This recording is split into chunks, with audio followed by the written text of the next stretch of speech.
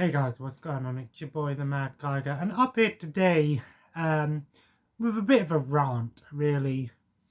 Kind of a mix of a review, but also uh, something that I think needs to be addressed coming into this year.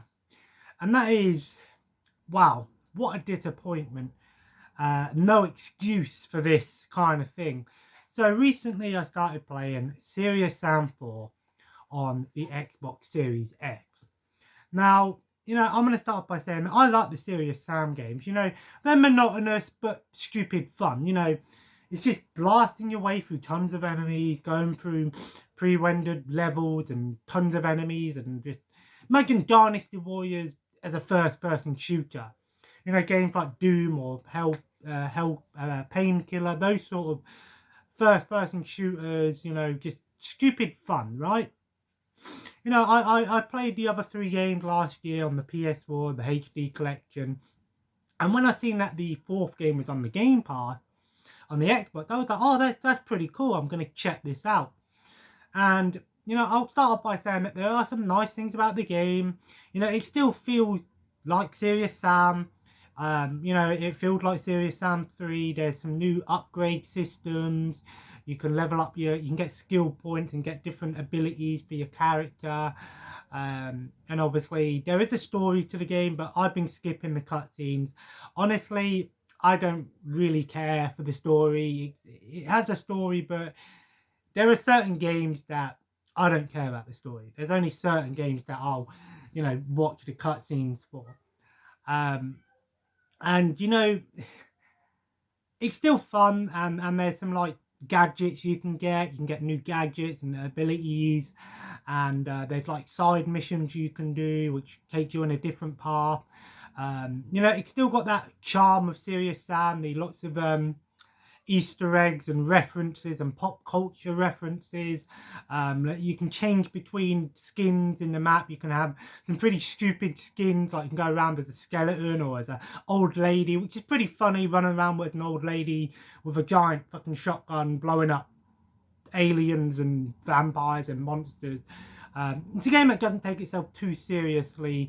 I like the ability. You just press down on the D-pad. You can switch between first and first person.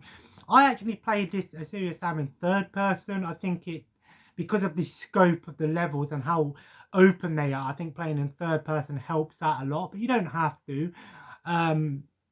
It's got that Serious Sam fun to it. Like I said, there's some cool Easter eggs and pop culture references. My favourite one that I've seen so far was in one of the character selections. If you go to Michelle, it says in the corner, I shall say this only once. I thought that was a pretty cool little Easter egg to Hello Hello.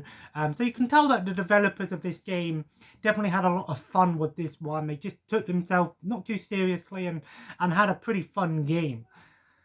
That being said, however, wow, this is a huge, huge disappointment. Like I said, while the game is fun, it's playable, but how playable is it? Well, first up, the audio. Oh my god, I have never encountered audio this bad. It's not that the audio is bad, it's the fact that the audio can't decide whether or not it wants to exist or doesn't exist. It's choppy as hell. The audio comes in, then out, then in and out, constantly. This isn't something that happens in a menu. This happens, I thought it was just a music issue in the menu, so I turned the music off. But no, it happens in the entire game. And it's nothing that's going to make you want to turn off the game. But it is very annoying, especially when you're playing and you've got those kamikaze guys screaming, going ah, and then it just stops and starts. I just was like, wow, I've never encountered this. I've encountered similar things happen before, but never this inconsistent. Normally it's in a cutscene or a menu, this sort of thing happens, but it happens the entire game. Now, I know on PC this had a very similar thing happen, and they did fix that, or they said you do a sound card fix or something, but on the console, you can't do any of that. So, honestly, I think if they're going to patch that, that needs to be the first thing they address. That brings me to my next thing, was wow, the graphics. So the game has, on the Series S, has two options: graphics or performance. This is very common with Xbox Series games now. Um, Performance would graphics means that the game's going to be put most of the power into making the graphics look good, making sure everything's fully rendered, running in 4K, all of that good stuff. Whereas performance means that it's going to try and put as much into the 60 frames per second if possible, and all of that good stuff. You know, you can't have both, unfortunately. But I thought, you know what, I'll choose performance, because when I'm playing a game, if a game looks good anyway, I'm not too bothered if it's going to have, you know, 1080p or native 4K. As long as the game's playable and runs fine, then I'll take over performance. But I cannot stress this enough. Do not pick performance, because it makes the graphics in this game virtually unplayable. I mean, the graphics are extremely low res. Even on the weapons, there's no detail on the weapon. Everything looked like far, you know, like when you're playing like an old PS2 game and you come across graphics in the distance, or you go out of bounds and the graphics are really low res and not rendered properly. That's how the game looks permanently in everything in performance mode. So I click graphic options and it seems to run fine. But honestly, I haven't encountered any frame issues or anything like that. But, you know, for a game that gives you the option of performance and graphics, 9 times out of 10, people are going to go with performance. And it just seemed like they were like, nah, we'll have it default to graphics. If you want performance, it don't matter. You don't need that. So if you're going to do that, don't put the option in the game. Just have no option at all. Just have the game running in whatever standard rate that it would run. You know, don't have the option. Don't tease people with that option. You know, there are some other bugs and stupid things, like being able to run through textures and like little poles and things. You can just run straight through them, and the animation isn't well done. You know, some little glitches if you're using like gadgets or swapping weapons or melee and executing enemies in your third person. Sometimes your character will just run around with a knife, even though you've got a gun out. You'll be shooting out of your chest, basically. Lots of stupid little bugs like that. And, you know, I'm really disappointed in this, because while the game's fun, it's playable, it's enjoyable, these stupid little things make it just ridiculous, you know. And yes, Serious Sam isn't like a AAA title. It's not a Ubisoft game or an EA game. It's not a Call of Duty or a Halo. It brings me to my next point of, when is enough enough? Like, why is it nowadays when a game comes out, it's got problems? Now, I know we live in a day and age where game problems can be fixed over the internet and through updates. And I think that's great. I think that's awesome that they can do this. You know, it's not like 10 years ago where if you brought a game and it didn't work properly, you'd have to either go and buy another one or swap it, or hope that they do a recall and fix it later and re-release it. No, that's not how it works now. You know, it's a hot fix. Day one patches, updates, all of those good things. And it just seems like nowadays game developers, now I don't know if it's the developers, I don't want to put it on the developers, because I know that a lot of these people put their heart and soul into things. Like, look at Cyberpunk. That was one of the most hyped up games over the last couple of years.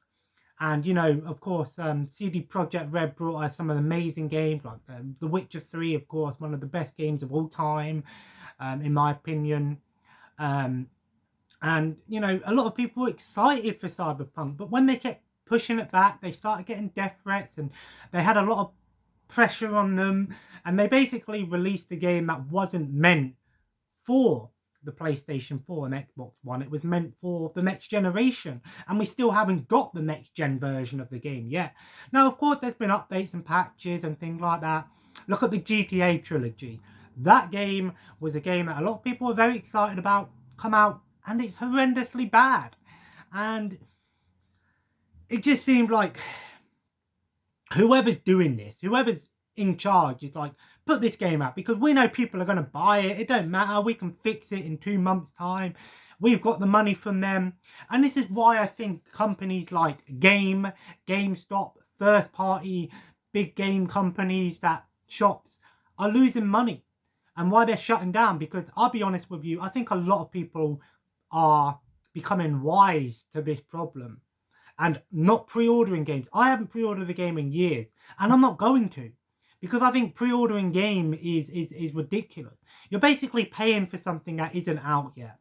And, you know, it just seems like if I go out and pay £60 for a game day one, bring it home, start playing it, and it has all of these bugs and it don't work properly, I've just wasted £60. Now, I know that I can go, well, in maybe next month, I'll be able to play it properly. But I shouldn't have to pay £60 for something and then wait another month, 2 weeks, 3 weeks, 4 weeks, a year before I can play the game how it was meant to be played. I think a lot of people are at fault here, even fans. I think a lot of fans should be persecuted for this sort of thing, death threats and things like that. I think it's horrendous that people think it's okay to shout and send death threats to these people that have spent a lot of time working on these games, to bring it into a very hard market, because the video game market now is tough. It is very tough. These new generations of consoles, these updated consoles, the 4K, the 8K, the 120 frames, the 60 frames, it's hard. It's not, these aren't things that you can program just like that, like the years ago, the Atari age, the Nintendo age. This is the PlayStation, this is the next gen of consoles. And I think too many people are putting pressure on these people. Oh, our game's going to come out in 2 more months. Just give it 2 more months. No, we want it now. No. You don't need to be doing this. There are tons of video games out there that you can play. I mean, look, I've got nearly 1,000 PS2 games there. Do you really think I'm that bothered about a game that I want, that's meant to be coming out this month and then gets pushed back 1 or 2 more months? Do you think I'm that bothered about it? No. If you're that bothered about it, go out and buy an old system and play some games like that. And I think that's why companies like CX are thriving in this day and age, because more and more people are becoming wise to the fact that games now, when they are released, often have problems. And I think more and more people are going, I'm not going to spend £60 on the game and have that game come out, want to play it. Then you've got to do day one updates, patches, having problems with the multiplayer. I mean, Halo Infinite is one that I can even mention in that department. While I enjoyed it, the multiplayer is still glitchy and there are still some problems with it. But, you know, it just seems like we're getting more and more news articles, more and more social media outcry about video games that have been waiting for years to come out, coming out and just fucking it up. Look at Star Wars Battlefront, how that game was. We were waiting years for Star Wars Battlefront. When it came out, that game was trashed, and rightfully so. And even with Star Wars Battlefront 2, we can fix all of these problems. You know, boom, they fucked up. Yes, the game's playable now, but why should we be waiting a year after a game comes out for it to be fully playable and as intended as it should be? Yes, I know companies can make money in battle passes, loot boxes, DLC, and, you know, updates. I know that's where the money is made. But why should we have to pay £60 for a game, then wait a year for it all to be fully how it is intended to be played? Now, I know with certain games like the Halos, like Halo, obviously Halo Infinite is a game that's come out, and that we know that this is going to be our Halo game for the next 5-6 years. So we know it's going to be an exciting time. We know there's DLC planned. We know there's updates. We know there's going to be new modes, community creations, and I'm excited for it. It's a game that I'm going to come back to every now and then to see what they've done with it. And I like that about today's generation of gaming. That when a game comes out, 9 times out of 10, it's going to have new stuff in it. Sometimes it's not always, but it's going to have new stuff in it. But I still think companies are focusing on going, we're going to try and bring this game out, make as much money as possible, then listen to the backlash, and then fix the problem. No, fix the problems first, release the game, and then anything that we get extra is a bonus. This is why things like Game Pass, PlayStation Now, subscription services are making so much money, and why 90% of companies are going, we want to have our game on the Game Pass day one, because they know that they can make some I don't know how the money works with that, but I know they'll make some money from it rather than just selling it in game and stuff. Because I'll be honest with you, I think in the next 2 years, game is going to be gone. I went into Game a couple of weeks ago, and they had nothing in there other than PS4, other than the newest stuff. I only go into Game to buy the old, the 3-for-1 deals or whatever it is. You know, very rarely. That's why, like I said, I think CEX is making so much money. And that's why the retro gaming market is so big today. Because people are becoming wise. They go, I don't want to pay, why should I pay £60 for one game on a £500 console that I can barely afford, get it, and then find out that the game isn't what I was meant to be. When I can go into CEX with, if I went to CEX with £50, I could come out with maybe triple, maybe 20, 30, 40 games. For, you know, whether or not they're new games, it doesn't matter. Because if I haven't played it, it's new to me. And I think more and more people, when I go into CEX, I actually see more people buying older games than newer games. Because, and it's amazing how many games you see get traded in about a day after the games come out. Because people aren't wanting the game. You know, that's why I think, you know, again, we can talk about physical and digital. It's the same with movies. Why should I go to the cinema, pay £15 for a movie ticket to watch a movie that I may or may not like? And then if I don't like it, I've just wasted £15. Whereas if I buy the Blu-ray or the DVD of it, I can watch it. And then if I like it, I can keep it and watch it again whenever I like. But if I don't like it, I can sell it, maybe make a little bit of my money back, and then use that money to buy something else. That's how it works. That's why the second-hand market of gaming, of movies, is so big today. And that's why you see people on Facebook, eBay, Amazon, Etsy, you know, Spock, all of these, you know, eBid, all of these sites, Craigslist for you guys in America, making so much money from doing this. And that's why the market has gone up, because more and more people are going, I can make so much money out of games that have come out 10 years ago. Because more people are buying those games that come out 10 years ago. Because I'm not paying £60 for a game that's come out not ready, incomplete, full of bugs, and wow. Like I said, that's why Game Pass is making so much money. I can guarantee you that 90% of Microsoft's revenue comes from the Game Pass rather than buy the digital store or physical games. Because they know that they can charge people $10.99 a month. That's £130 a year, give or take. You know, about £130 a year they're making just on people making these things. And you get over 100 games to play whenever you want. And they know that when their games come off the Game Pass, if people like the game, they're going to buy the game. It's genius marketing. That's why Netflix makes so much money. That's why Disney Plus. That's why all of these big companies are making subscription services. That's why Sony are going to revamp the PlayStation Plus, because they know that they fucked up with PlayStation Plus. They know that they can make it great again. Let's make PlayStation great again. But that being said, it's just a bit of a rant. You know, like I said, I was very disappointed with Serious Sam. And it's not necessarily meaning that I'm going to stop playing it. I am going to continue playing it. But, you know, even when they patch the stuff out, am I going to go, I'm going to replay the game? No, I'm not. Because I played it.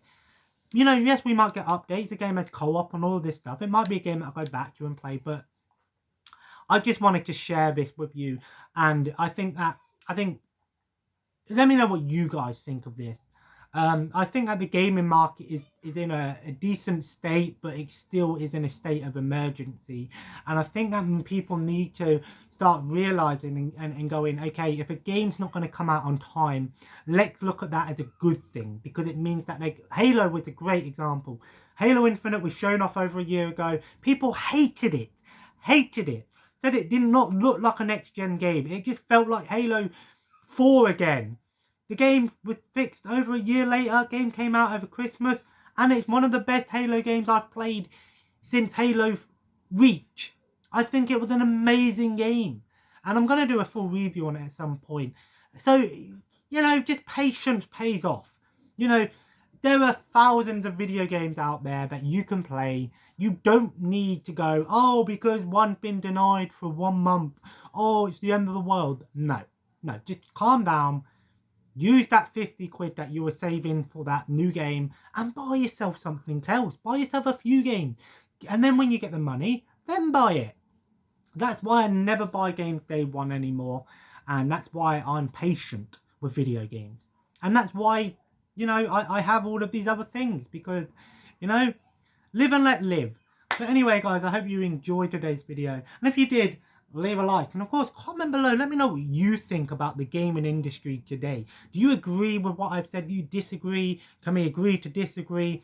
What do you think people should do? Do you think people should be more patient? And as always, guys, I'm going to finish off watching Iron Man tonight. I watched the first 40 minutes of it earlier on my phone. I'm going to watch the end of it tonight. I'm doing the Marvel marathon. I've been watching Only Fools and Horses, but I'll talk more about that tomorrow, because hopefully we'll have the weekly Wednesday vlog. And as you notice, a bit of a sneak preview for the video tomorrow. The PS2 games are here now, so what does that mean? Yes, I've changed the room about, and I'll show it all off tomorrow. But anyway, guys, hope you enjoyed today's video, and subscribe if you haven't already, and join the family. Follow me on Twitter, Instagram at MadKaiger. I would say Twitch, but I'll be honest with you, I don't really stream that much anymore. I actually very rarely play online with my friends now. Mostly because I like to watch TV and stuff now. And as always, guys, have a nice day. And I'll see you in the next video. Take care and bye-bye.